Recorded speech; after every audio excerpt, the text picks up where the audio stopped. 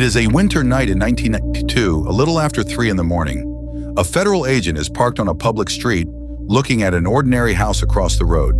He never knocks on the door. He never steps onto the lawn. He just raises a device to his eyes, points it at the home, and reads the heat coming off the walls. From that heat, he decides he knows what is happening inside. No warrant, no foot on the property. Just a machine, a wall, and a guess about a stranger's private life. 9 years later, the Supreme Court had to answer one question about that quiet moment. Was it a search? We treat the home as the one place the government cannot reach without a warrant. Your walls are supposed to be the edge of your private world. But technology has a way of slipping around old rules. A thermal camera does not break down your door or pick your lock. It just measures the warmth your house gives off and turns that warmth into a picture of what you might be doing behind the walls. Over the next 12 minutes, the freezing night that started it, the hidden operation the heat gave away, and the line the court finally drew at the front door of every home in America. The house sat on Rhododendron Drive in Florence, Oregon, part of a small triplex, 3 homes joined under one roof. A man named Kyllo lived in one of them.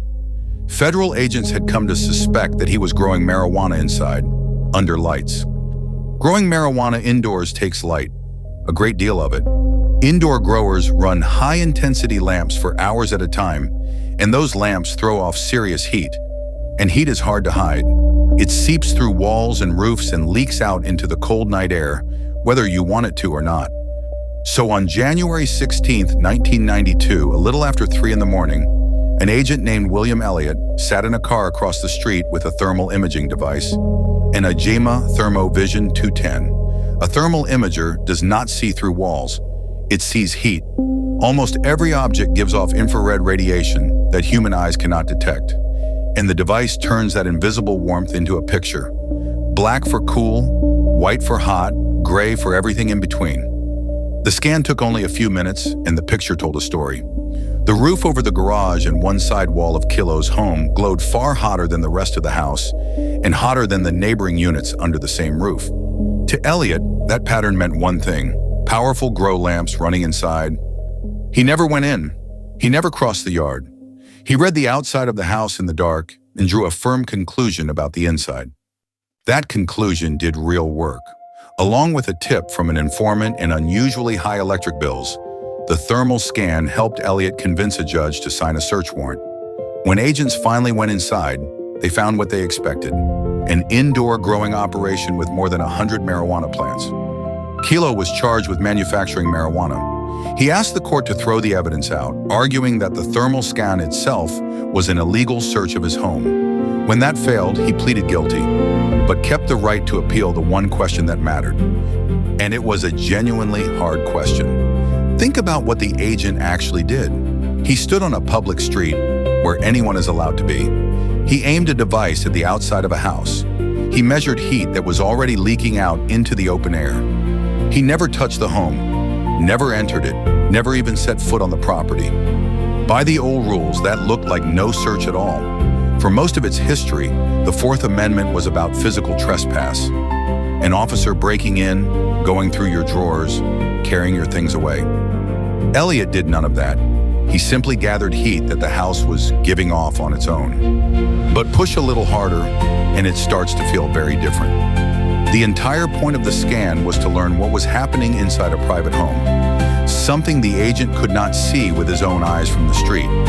He used a machine to pull private facts out of the one place the Constitution guards most closely. If the government can do that freely, then the wall around your home is only as private as the next new censor allows. So which is it? A harmless reading of heat in the open air, or a search of your home by another name?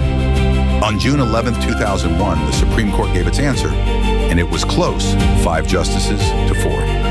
The majority opinion came from Justice Antonin Scalia, and the lineup behind it did not follow the usual conservative liberal script.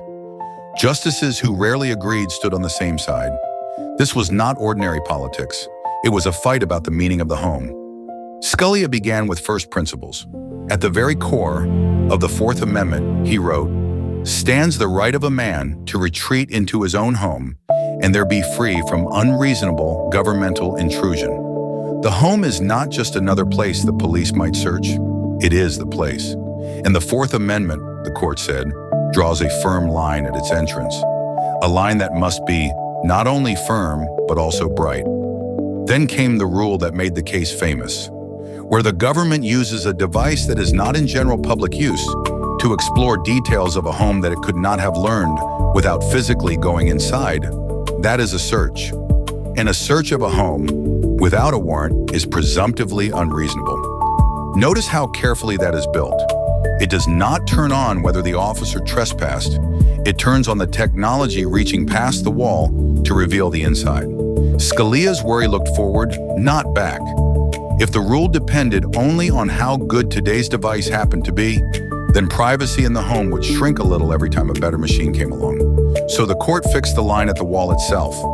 What the inside of your home holds is presumptively yours, and pulling it out with a special device is a search. Whether that device reads heat or something no one has invented yet.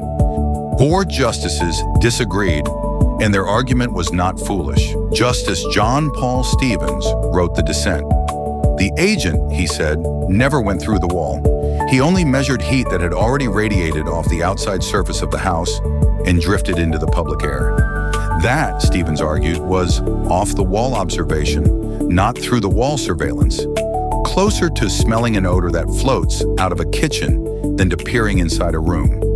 Heat that leaves your house, in his view, is already out in the world, and collecting it should not count as searching your home. It is a real distinction, but the majority would not rest the privacy of the home on it. Whatever you call the heat, the purpose and the result were the same. The government learned what was going on inside a house without a warrant. And that, 5 justices held, is exactly what the Fourth Amendment is there to stop. It is worth being precise about what the court did and what it did not do.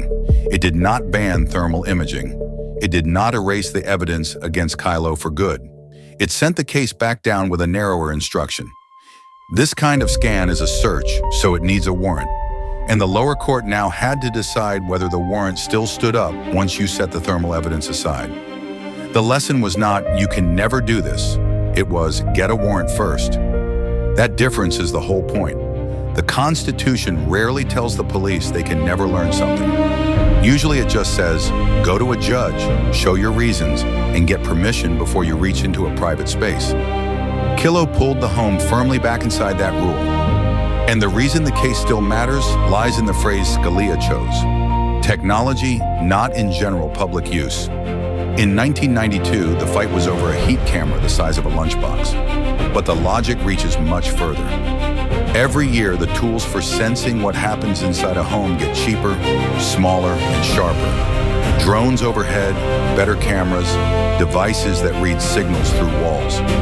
Kyllo is the case courts keep returning to when they ask how far the government can push those tools before it needs a warrant. The strength of the ruling and its weakness is that same phrase. Not in general public use is a moving line. A device that is exotic today can sit in everyone's pocket tomorrow. And the more ordinary a technology becomes, the weaker your claim that using it invades your privacy. The court protected the home against the future, but it tied that protection to a standard the future keeps rewriting. So go back to that agent in the car, on the freezing street, a little after 3 in the morning. He never knocked.